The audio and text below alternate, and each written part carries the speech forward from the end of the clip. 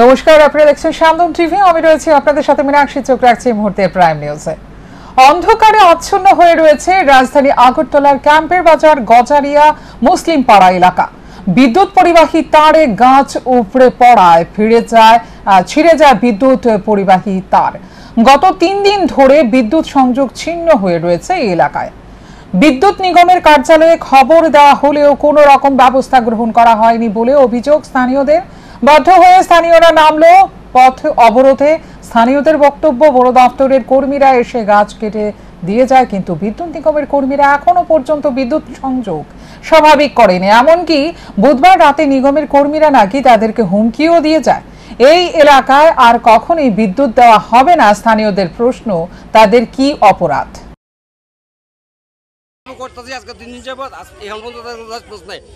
গাছ কাটছে কিন্তু কারেন্টের কোনো রেসপন্স নাই। গাছ কাটার পর বলেছিল কারেন্ট দেবে, কিন্তু প্রশাসন 2 ঘন্টা যাবত স্পটে আছে, কোনো ইলেকট্রিক ডিপার্টমেন্ট কোনো রেসপন্স নেই।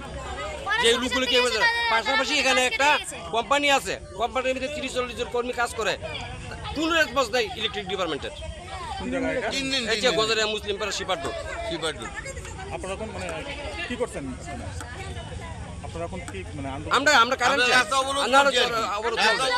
বিদ্যুৎ পরিষেবা স্বাভাবিক করার দাবিতে হাহাকার রীতিমতো চারদিকে। ব্যতিক্রম নয় রাজনগর এলাকায়ও। রাজনগর কেন্দ্রের অন্তর্গত কবরস্থান সংলগ্ন এলাকায় বিদ্যুৎ পরিষেবা মুখ থুবড়ে পড়েছে গত 3 দিন ধরে। বিদ্যুৎ পরিবাহী তার ছিন্ন হয়ে পড়ে রয়েছে রাস্তায়। স্থানীয়রা গাছ কেটে দেওয়ার পরেও বিদ্যুৎ কর্মীরা বিদ্যুৎ সংযোগ পুনরায় স্থাপন করেনি, এমনটাই অভিযোগ এলাকাবাসীদের। যে কোনো মুহূর্তে ঘটতে পারে বড়সড় দুর্ঘটনা, যার কারণে বাধ্য হয়ে বুধবার এলাকাবাসীরা পথ অবরোধ করে। এই পথ অবরোধের ফলে রাস্তার দুধারে আটকে যায় যানবাহনগুলো, স্তব্ধ হয়ে পড়ে যাতায়াত ব্যবস্থা। 4 দিন 3 দিন ধরে কারেন্ট নাই। 3-4 দিন ধরে ওই এটার ভিতরে বসতে পারে। তারা যখন কালকে আইছে কইছে আপনারা কাটটা রাখতে দিয়ে না, আমরা পরের দিন আজকে কি কইরা দিব। আজকে এর নাম নাই। আজ সারাটা দিন গেল কোনো নাই কারেন্টের করে। গরমে বাচ্চা কাচ্চা কি অস্থির করা জানুনি। কারেন্ট ঠিক করে না, কারেন্ট নাই, কষ্ট ত্রিপুরা মধ্য শিক্ষা পর্ষদ পরিচালিত এই বছরের উচ্চ মাধ্যমিক এবং মাধ্যমিক পরীক্ষায় কৃতী ছাত্রছাত্রীদের সংবর্ধনা প্রদান করা হয় বুধবার। এদিন আগরতলা ত্রিপুরা জার্নালিস্ট ইউনিয়ন এবং মার্ক লাইন কনসালটেন্সির যৌথ উদ্যোগে এই সংবর্ধনা প্রদান করা হয়। উপস্থিত ছিলেন আগরতলা প্রেস ক্লাবের প্রাক্তন সম্পাদক প্রণব সরকার, মার্ক লাইন কনসালটেন্সির কর্ণধার রূপম রায়, ত্রিপুরা জার্নালিস্ট ইউনিয়নের সদস্য তথা আগরতলা প্রেস ক্লাবের সম্পাদক অভিষেক দে সহ আরো অনেকেই। করা হচ্ছে এই অনুষ্ঠানটা কিন্তু আমাদের আগেও ছিল। আমরা আগে রবি ভবনে করতাম এবং আমরা আরো বড় পরিসরে করতাম, কিন্তু বিভিন্ন কারণে এটা পরবর্তী সময়ে বন্ধ হয়ে যায়, করা হয়নি। এবার মূলত অভিষেক, সুপ্রভা, সন্তোষ এবং সমরেশ ওরা মূলত একটা উদ্যোগ নিয়েছে, আমাদের ডেকেছে। আমি সেক্রেটারি জেনারেল আমরা এসেছিলাম মিটিংয়ে। ওই মিটিংয়ে ওরা প্ল্যান চক্র করেছে, ওরা সব কিছু করেছে। আমাদের যে জার্নালিস্ট ইউনিয়নের একটা বড় টিম আমাদের তৈরি হয়েছে। ইউনিয়নের মধ্যে অনেকে আবার ছেড়েও চলে গেছে, অনেকে যোগ হয়েছে, অনেকে থেকেও আমাদের ক্ষতি করার চেষ্টা করছে, কিন্তু ইউনিয়ন আজকে একটা বড় জায়গাতে আমরা তৈরি করতে পেরেছি। সারা রাজ্যের 90% সাংবাদিক আমাদের সাথে রয়েছে। এই কারণে এই প্রোগ্রামটা আমাদের যারা গ্রুপ, আমাদের যারা টিমে এটা করতে পেরেছে। এটা একদম টোটাল টিমের সাহায্য। আমি বলবো যারা এটা করেছে সবার জন্য, তাদের জন্য একটা আমরা হাততালি দিয়ে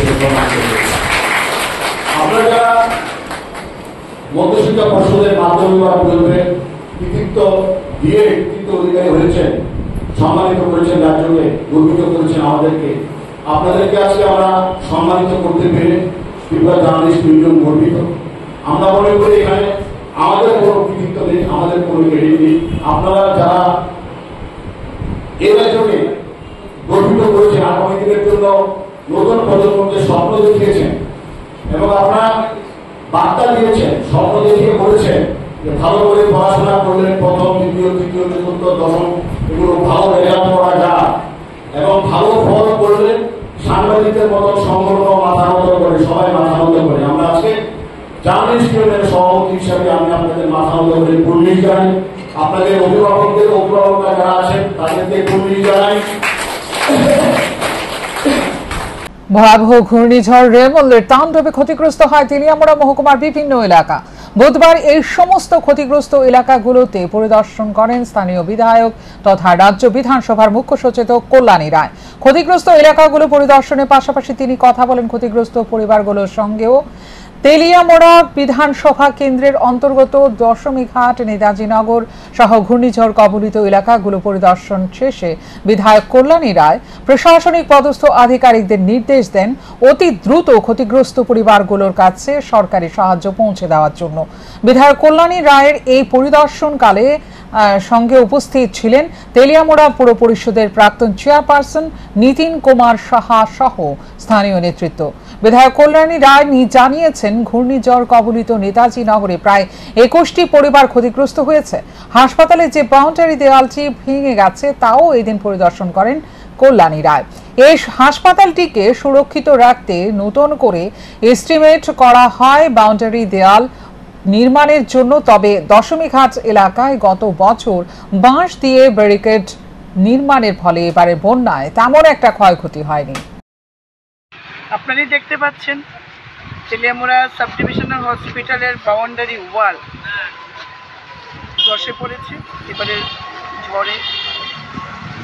ঝড়ে বড় বড় দালান বাড়ি ধসে পড়েনি, কিন্তু তেলিয়ামুড়া সাব ডিভিশনাল হসপিটালের এই বাউন্ডারি ওয়ালটা ধসে পড়েছে। এবং আজকে সরজমিনে আমি রিপোর্ট পেয়েছি, আজকে সরজমিনে এলাম, দেখলাম এটাতে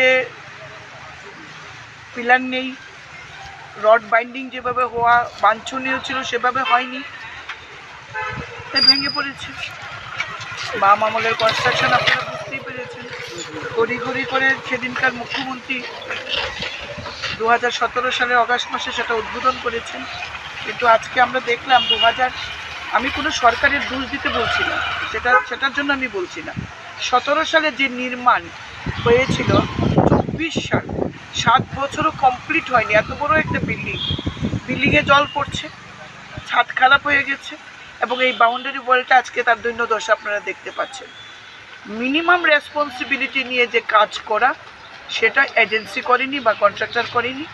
বুদ্ধ পূর্ণিমা ছুটির দিনে বাড়িতে গিয়ে শেষ পর্যন্ত বাড়ি থেকে ফিরে এসে আর কর্মস্থলে যোগ দেওয়া হলো না ত্রিপুরা সরকারের স্বাস্থ্য ও পরিবার কল্যাণ দপ্তরের ভেহিকলস ইন্সপেক্টর পদে রাজধানী আগরতলা গোর্খা বস্তির সদর দপ্তরে কর্মরত সাবরুমের বাসিন্দা পূর্ণেন্দু বিকাশ দত্ত।